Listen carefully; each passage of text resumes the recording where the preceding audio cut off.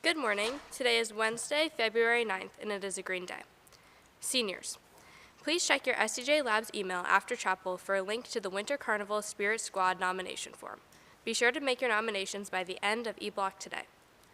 Seniors, don't forget to vote for your class superlatives. The closing date is next Friday, February 18th.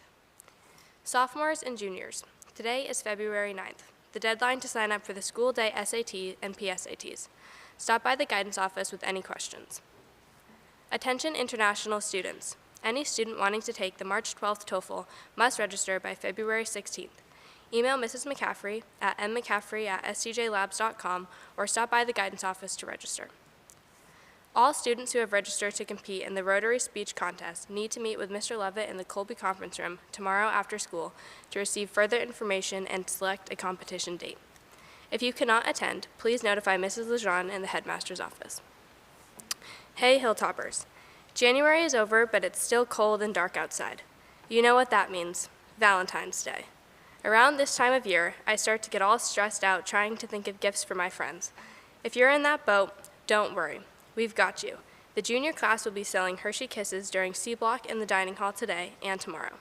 The cost is $1 in your brightly colored bag of Hershey's Kisses, and a personal note will be delivered through advisors the day after your purchase. The University of Maine will be hosting an engineering summer program for juniors. This is a free program for juniors who excel at math and science and want to learn about engineering. There will be 3 sessions offered, and each session consisting of 3 days. Stop by the guidance office for information on how to apply. A representative from the Governor's Institute will be on campus on Monday, February 14th at 10 a.m. The Governor's Institute is an intensive summer learning program hosted at college campuses all over the state. This year, they are offering programs in art, astronomy, engineering, entrepreneurship, environmental science and technology, global issues and youth action, health and medicine, mathematical science, and technology and design. Be sure to sign up for their visit in the guidance office. If you are scheduled to be in class during the time of the visit, please check in with your teacher before coming to the visit. You are also required to return to class after the completion of the visit, and attendance will be turned in to the main office. For all students who have applied or will be applying for a VSAC scholarship, the deadline to let the guidance office know that you need something uploaded is Friday at 1 p.m. This is a hard deadline. Please be sure to review your scholarships to make sure you have everything uploaded. See Ms. Carr in the guidance office with any questions. The Gender and Sexuality Union meets today after school in Colby 207. Interested in job opportunities in Vermont? Check in with Mr. Carr via email at acarr@stjacademy.org for more information on the virtual Vermont job fairs. Code Craft meets today in the Makerspace, Streeter 141 at 3:45. Join us for 3D printing, laser cutting, vinyl stickers, and more. Science Olympians. We had a great tournament Saturday, and now is the time to bring it all together for the Vermont State Tournament on Saturday, April 2nd. As a reminder, meetings are every Wednesday and Thursday in Streeter 241 and adjoining rooms. We will be expanding to include Tuesday starting next week and the weekend afternoon after break. Contact Mr. Eckel if you want to join the team as winter sports come to a close over the next several weeks. Join us for salsa steps today after conference period in Newell Hall 25. We will practice more salsa steps with Juanita and Senora Woods. Come get a little exercise and have fun dancing. Happy birthday today to Haley Matei and Shane Thresher, and a special happy birthday to Hannah McDonald. Happy birthday. Today we have boys ice hockey versus Brattleboro at 6 with senior recognition at the start of the game, and Kingdom Blades at South Burlington at 5:10. And we also have JV and varsity boys basketball versus Colchester at 5 and 6:30. Good luck and have a great day.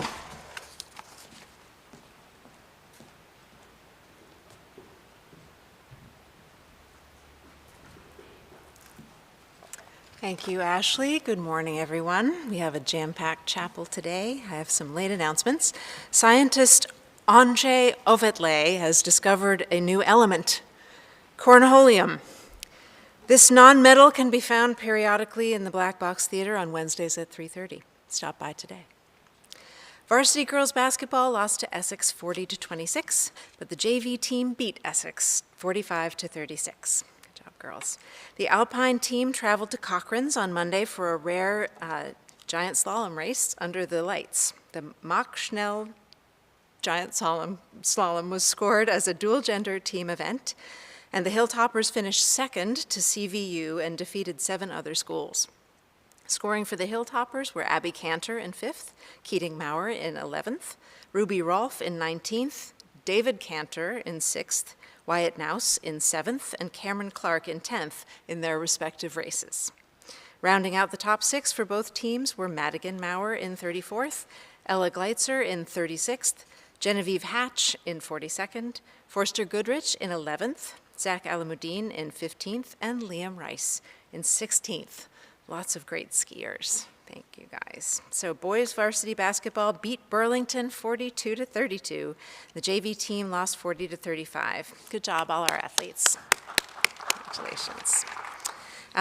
So we're going to have a couple of celebrations of women in sports to celebrate Women in Sports Week. But first, we're going to continue our celebration of Black History Month with a Black History is American History Minute from Peyton Mahler.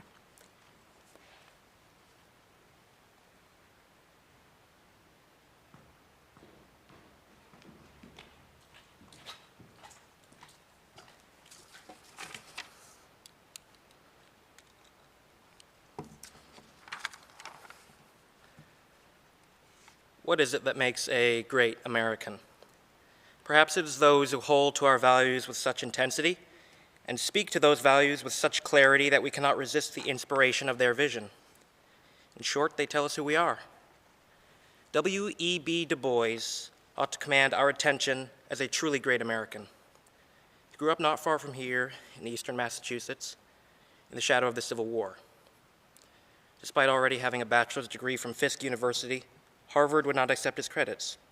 Undeterred, he pursued a second bachelor's degree there, traveled to Germany for graduate work, and then returned to Boston, becoming the first African American to receive a doctoral degree from Harvard University in 1895.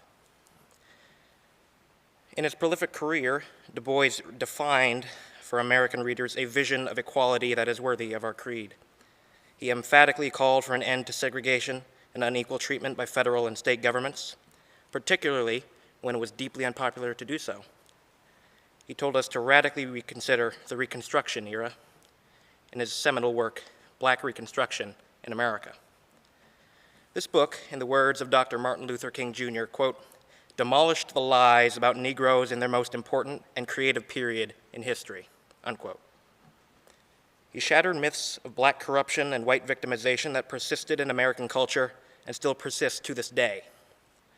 Du Bois changed the way we understand the Civil War and its aftermath, and he defined the path forward for equality in America, inspiring the greatest generation of civil rights activists in the 1950s and 1960s.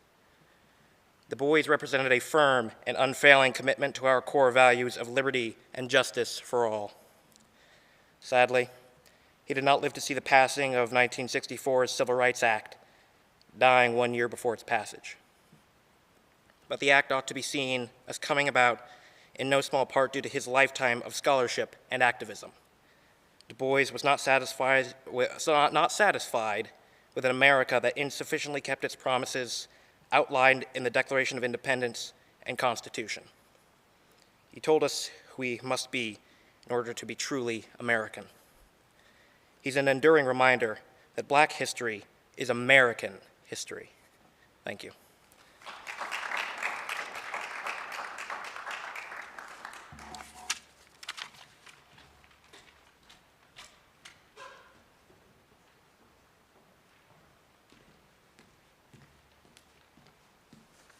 Thank you, Peyton. We're blessed to have you all speaking and giving us the information that we all need to know.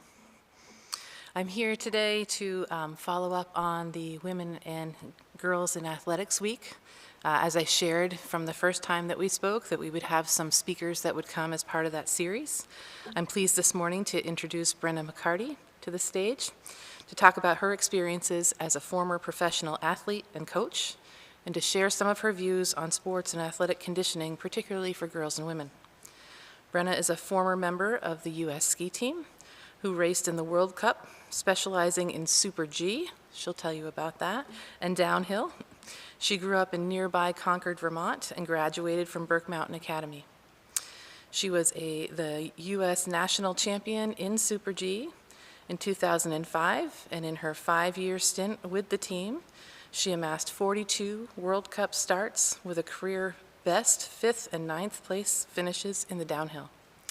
Upon retiring from the team, Brenna went on to coach aspiring ski racers for 14 years at Burke Mountain Academy and Franconia Ski Club, and most recently at the Holderness School. Brenna lives in Barnet, Vermont with her husband Joe and her stepchildren Patrick and Ashley Fox. Over the past few years, she's assisted in leading St. J Rec Adventure, has volunteered to help coach with the mountain bike program, covers the desk at RecFit, and has started a new hiking and mountain bike business, Noble Fox Adventures, with her husband Joe. Here to tell her story this morning is Brenna. Please welcome her to the stage.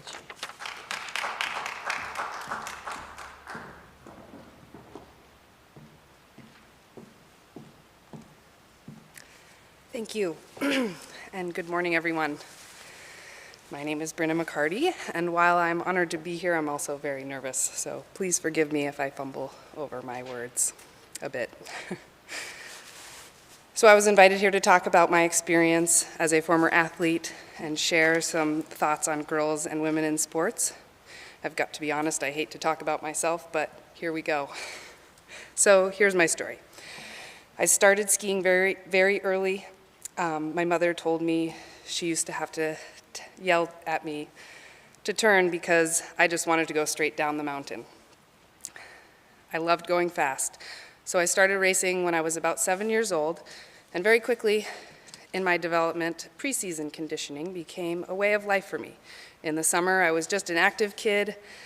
I was always in motion. I enjoyed playing in the mud, jumping ropes, skateboarding, riding my bike, playing in the woods, playing basketball and soccer. In the fall, my ski coaches would run dryland training sessions for my teammates and I. We did a lot of body weight and plyometric exercises. Being active year-round, having fun in the summer, and then working hard in the fall to prepare for the racing season became the norm. I had success as a racer early on, and so I ended up going to Green Mountain Valley School and then Burke Mountain Academy to pursue my dreams of racing at a higher level. Even at both of those ski academies, we still did a ton of non-sport specific training, but workouts just got way more intense, and in addition to on and off hill ski specific training, in the off season we played soccer, ran, mountain biked, and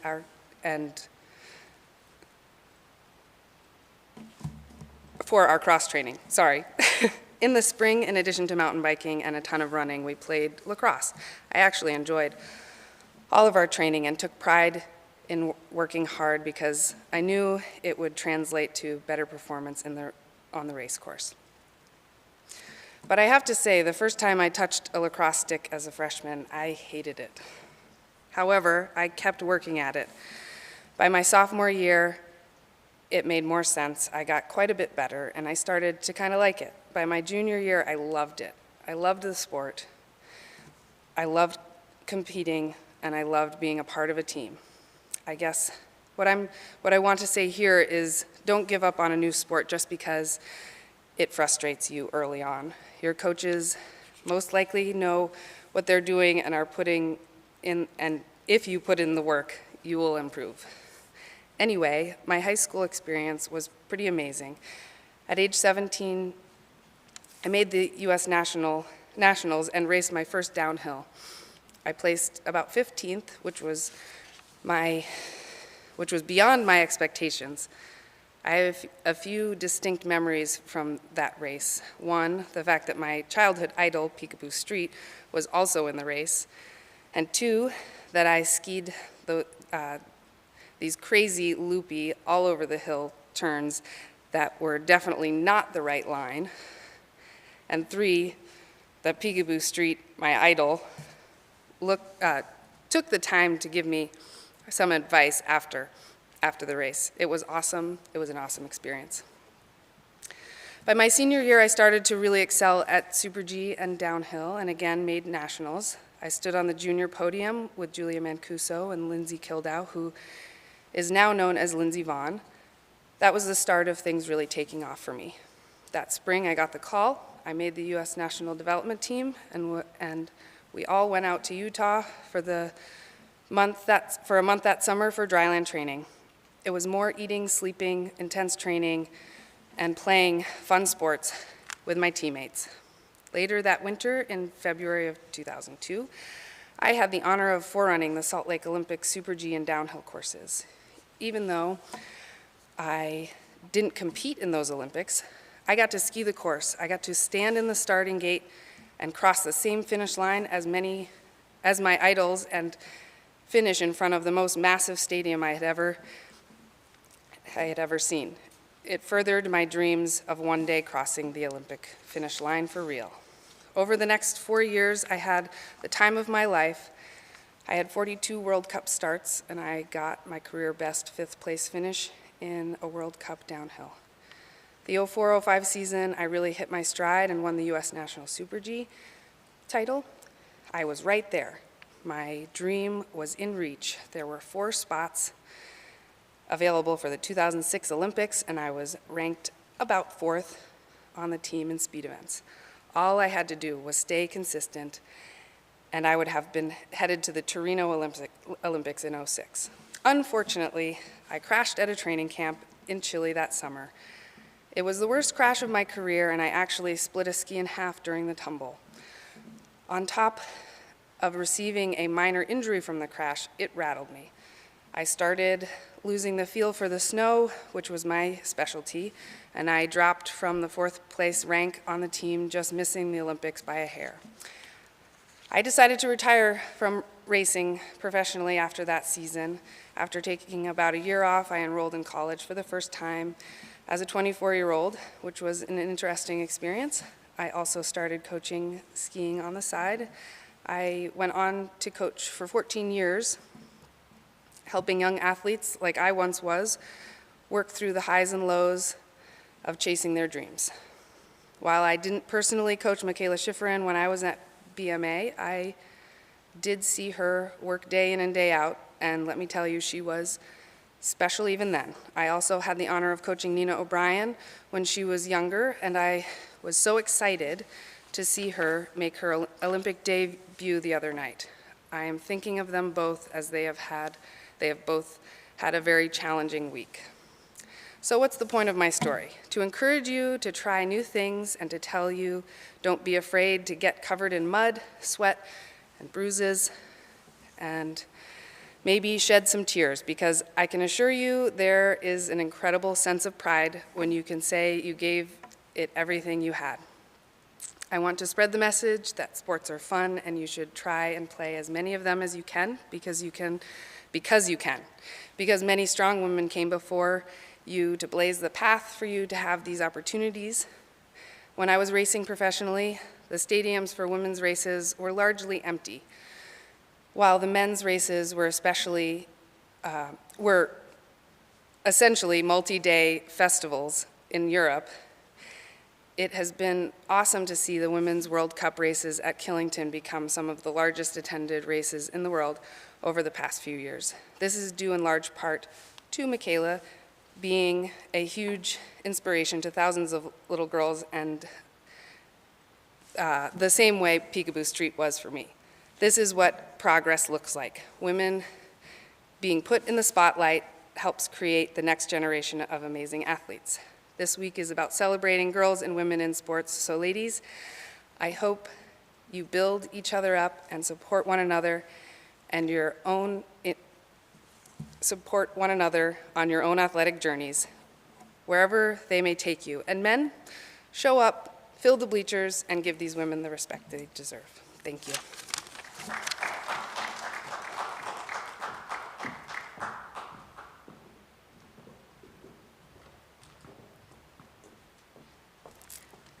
Thank you so much, Brenna. That was wonderful to hear about your journey. And I have the honor to celebrate another woman in sports. It's a true pleasure to celebrate one of the most, if not the most, accomplished alumni athletes at St. Johnsbury Academy. As part of our series of speakers in celebration, Of Women and Girl in Sports, it's a further pleasure to recognize a woman who attended classes and practices and wore the STJ logo like many of our current young women who participate as student athletes. You'll notice that the only banner in Alumni Memorial Gymnasium reserved for a single athlete celebrates the accomplishments of Susan Dunkley, class of 2004. You'll also notice that our banner needs to be replaced, and Mrs. McKenzie is working on that right now. Susan is currently competing in her third Olympics as a biathlete, this time in Beijing. Susan competed in both the Sochi and Pyeongchang Winter Games in 2014 and 2018, respectively. In the next several weeks, a new banner will be raised in our gym, this time with plenty of room to fit her current Olympic participation in Beijing. All best to Susan as she continues to represent the United States. And now we'll hear from Mrs. McKenzie, and I'll hold the banner. Want me to hold the banner? Yeah, this is the right way. Sorry about that.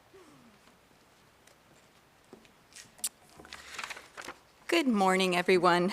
Today I'm here to ask you to cheer on and celebrate an Academy alumnus, Susan Dunkley. To date, Susan is the only Academy alum who has taken part in the Olympics. She is also quite possibly the only Academy alum who has ridden on a unicycle in the classroom. Susan graduated as salutatorian from the Academy in 2004, following a spectacular high school career on the cross-country running team and track team, during which time she won many races and set state records. She also skied on the Nordic team, and she went on to run and to ski at Dartmouth College, where she was a member of the '07 National Championship ski team. Following her graduation, she joined the U.S. biathlon team, where she has been racing ever since. Biathlon is a very challenging sport that combines fast-paced Nordic skiing with the focus of rifle shooting. Most of her World Cup races take place in Europe, where biathlon is a highly popular, widely televised sport, and competitions boast up to tens of thousands of on-site spectators during non-pandemic times. Susan is the most successful female biathlete in U.S. history, and she has won 2 silver medals at the Biathlon World Championships. Following this long and spectacular career, she plans to retire here in Vermont after this season. So many of you have joined in the effort to make a special celebration video for Susan to cheer her on. Thank you. We'll be sending it to her. Thank you to Mr. Leahy for his incredible work in putting it together, as well as to the St. J.A. Nordic team for their leadership, particularly Crane Davis and Siri Jolliffe. We had planned this chapel for last Friday before the opening ceremonies, and at this point the games are underway.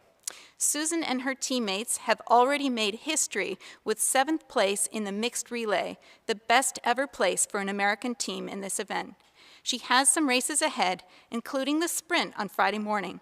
You can get up at 4 a.m. to watch her, which I'll be doing, or watch the replays. For now, enjoy the video. Keep cheering on Susan in the weeks to come.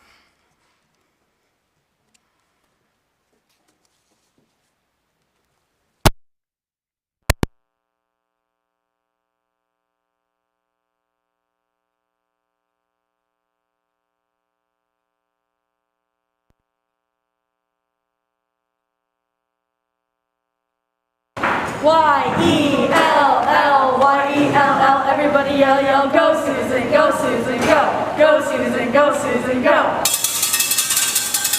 Good luck, Susan Dunkley! Go Susan! Go Susan, go! Let's go Dunkley! Go Susan! Go Susan, go! Good luck, Susan! Go Big Green! Go Susan, go! Go Susan, go! Go Susan! Go Susan, go! Woo-hoo! Go Susan, go! Y-E-L-L, Y-E-L-L, everybody yell, yell, go Susan, go Susan, go. Go Susan, go Susan, go.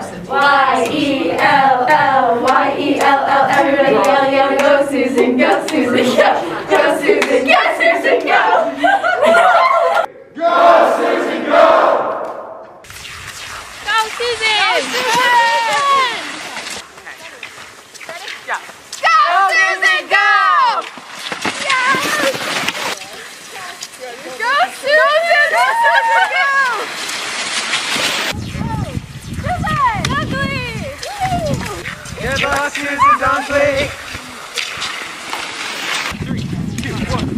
Best of luck, Susan Dunkley, on your Olympic endeavors.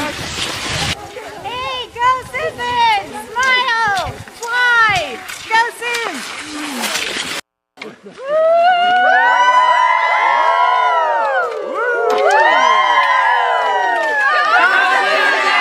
Go, Susan, go! Go, Susan!